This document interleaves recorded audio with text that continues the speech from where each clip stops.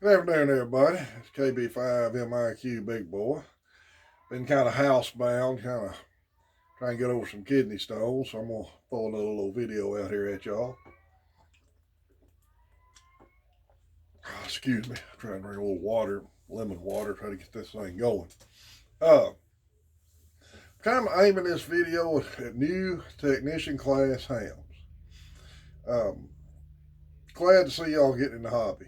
I watch on social media and the two buddies of mine on our nightly roundtable also always tell me things they see on social media with the amount of new hams we're getting tech licenses. And most of them are talking about getting a talkie and getting on local repeaters. That's great. Absolutely great. Glad to have you in the hobby. What concerns me is 10 years from now, when it's time to renew your license, if all you've done is stayed in the VHF, UHF realm and repeater realm of communications, and hey, if that's what you really enjoy doing and then doing, I hope you stay in the hobby. But I'm afraid some of you may get disenchanted or bored with it if you don't get into the world below VHF. Excuse me. Uh, 10 meters is opening up. And I hear a lot of people saying, 10 meters is dead all the time. Well, it's not dead all the time. And lots of times, here's a good way to tell whether it's dead or not. And the ham experts are going to crucify me for saying this dirty word talk about ham radio. But we're going to talk about CB for a minute. Now, there's all kinds of ways to tell if the band's open. Listen for signals. There's a beacon station some people can tune down into. If you can hear a beacon station, I think in the CW portion of the band. Here's another quick way to do it. If you have a general coverage transmitter and you're wondering and you're not hearing anything on 10, try these two CB frequencies. 27.025 is channel 6, and 27.185 is channel 19. Just tune down there and listen a little bit. If you're hearing skip signals in that area, like, you live on one part of the U.S. and you're hearing people talking from other parts of the U.S. on CB band, 10 meters probably open. Think about it. I know the experts going to crucify me for mentioning the ugly word of CB on the band, but I got a CB on my desk. In fact, I've got an antenna up for CB that I bought off a deceased buddy of mine's estate.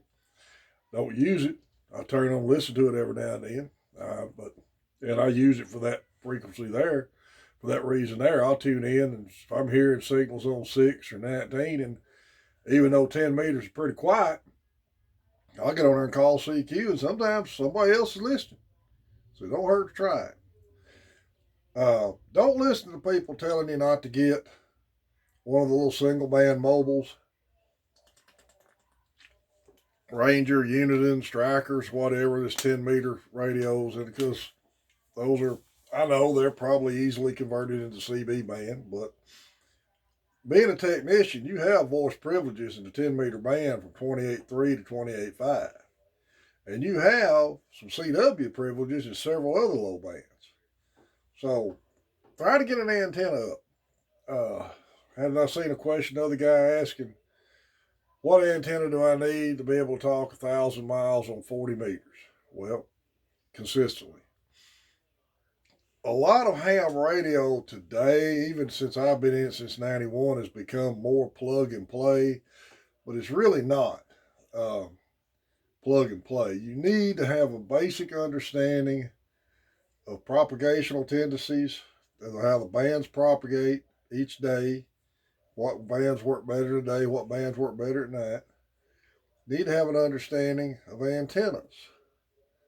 If you've got a multi-band radio, you're going to have either a multi-band antenna or several antennas up. That's where people put tri-band Yagis up, multi-band vertical, ground-mounted verticals up, things like that. Uh, learn how to build a basic dipole. If you go back through some of my earlier videos, I built a real simple little mini dipole just on camera here out of just scrap stuff to show people how easy it is to build a dipole. My 17 meter and 160 dipole was built out of just scrap materials I had around. I don't have balun on either one of them. I just got the center conductor and the braid isolated, one connected to one leg, one connected to the other, taped up real good. They work great. I've got my 17 meter dipole up about 40 feet. I've worked South Africa and the Canary Islands on it the last month or two. So don't just keep yourself hung up in the VHF, UHF world. I mean, there's a lot to do in this hobby. There's a lot more to do in this hobby than even I do. I mean, I'm not a big digital person. I don't use Logbook of the World. In fact, the first time somebody asked me about Raspberry Pi, I'm sitting there thinking, why are they asking me about dessert? I didn't know what he's talking about. Like I said, I'm a single sideband operator. I use a Yaesu FT897D. Got several different antennas up. But I see a lot of guys asking questions, and don't get me wrong. I started out in the old school black boot, green uniform Army. And one of my old sergeants told me, he said, whatever you do, don't ever fail to ask a question. The only stupid question is the one you don't ask. Except in ham radio. For some reason, especially social media, people love to hammer these new guys if they ask a question they don't think should be asked. I'm not going to do that to anybody. I'll give you my contact info at the end of this video. Feel free to email me with a question. But having said that, in fact, I mentioned to my buddies on the roundtable the other night, after seeing some of the responses guys get to new questions, to questions on social media, and thinking about some of the old hams that I talked to on the air back in '91 that chastised me for not being big on CW and or talking about my radio not being real. I had one ham tell me I was using an old ICOM 701 HF rig, which was a 10 through 160 rig, CW sideband, ready, good radio. But the VFO knob was over on the side, not in the center like most radios are. And he told me I didn't have a real radio. I need to get a radio with the VFO knob in the center. And I penned a little statement the other day that ham radio operators are the first keyboard commandos for giving people snarky answers to questions. I promise you I'm not going to do that. And I may have some ham operators crucify me for this video, but we're trying with these videos to help you new guys out any way we can. I want you to ask questions. We want you in this hobby. Now, having said all of that, there's some things, and I know a lot of people do this. They're probably just getting on, say, QRZ and taking the practice test over and over and over again until they feel like they can pass it and taking it. You still need to have some basic knowledge of this because this is not a totally plug and play hobby. For instance, I'm going to use ARRL books because that's kind of the standard that everybody knows about. Any ham radio related book is good. You can get these books on Amazon. There's all kinds of different books. I've been looking at Amazon, but the ARRL page is easy for me to work from. They got a ARRL antenna handbook, ARRL antenna book, and the HF dipole antenna book for amateur radio. They're 20 to 50 bucks. You know, they've got the, let me go back to the other page if it'll bring it up. The 2021 ARRL handbook soft cover, which gives you the guide to the entire spectrum of ham radio. There's a section on antennas in there and everything. Understand, they got another good book on here that every ham needs to understand. Understanding basic electronics and electrical theory. will answer a lot of your questions dealing with antennas and radio issues and things like that. Now, I'll be the first to admit, I can't work on a new radio. I sure can't. I'd be like me doing brain surgery. I ain't qualified to do that either. But I can do simple tests and call the techs, have them help me walk through the test, and like I said, that's how we got mine fixed. But learn the hobby. There's a lot of learning. You never quit learning in this hobby. If you stay in it, you'll really enjoy it, especially in the HF bands when you talk to foreign countries and different states. I'm like in probably 6, 8 states, having worked all 50 states. And if I get all the cards from the countries I've worked, I'm up to about 40. Now, I'm not an everyday ham radio operator.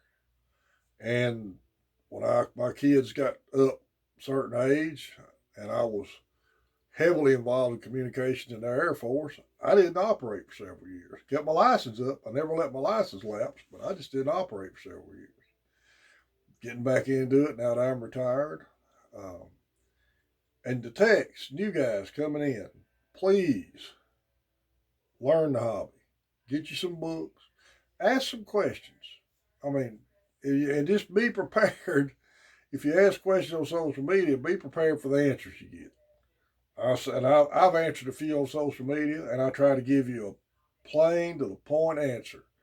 Nothing snarky and nothing NASA engineering. I've seen both ends of the spectrum on answers. You don't want to overwhelm a guy either, because you don't know who you're talking to, what their actual level of electrical or radio knowledge is. So, learn this. Do some studying. Ask some questions. If you've got a good ham club in your area, I consider joining. I'm not close to any major towns that have a ham club. Back in the 90s, there was several operators here in Red River County. We got a little group up, an unofficial club. No, we didn't have any dues or anything like that. We got us a repeater put up. But these guys, a lot of them have gone silent key now, and a lot of them are out of the hobby and not that into it anymore. So, but the bigger clubs seem to hang in there, and especially in bigger towns. So check them out. I know Shreveport Sarah Club is Shreveport Amateur Radio Association is a good club. That's where I tested at. Dallas Amateur Radio, Cowtown Amateur Radio, Fort Worth, all kinds of good clubs out there that you can try to get with. And again, ask questions. That's what this hobby is all about. I've been helped by a lot of good operators over the years. W5MAS, he's not as active anymore. He was good help to me years ago. WD5HKV has been with me in this hobby since day one. He's actually the one who taught me into getting into this hobby. W5DLX, young ham, been a ham since the mid-2000s, is doing great stuff with it. Those three are in our roundtable at night, and we urge people to check in with us. We really enjoy it with somebody with the bands open at night, and somebody can check in with us. And it happens about every other week or so, and that's good. But you new techs, ask questions, study, get you some books and study this, and get on the low bands. You're missing out. You really need to get on the low bands and get your general class. Once you get your general class license, you got voice privileges on a part of every band. So enjoy it. All right, everybody. Like I said, my call sign is KB5MIQ. Posted on my QRZ page is my email. Feel free to email me with any question. I enjoy hearing from you. Do me a favor, put your call sign in the subject matter, because I get a lot of email and I don't want to miss anybody's email. That upsets me if I miss somebody's email. I want to appreciate everybody who subscribed to the channel. I get a lot of my ideas on a roundtable at night from DLX and HKV, because like I said, we all trying to support this hobby of ours and keep it going. 28-450 at night, Mondays, Tuesdays, Thursdays, and Fridays, 7:30 Central Standard Time.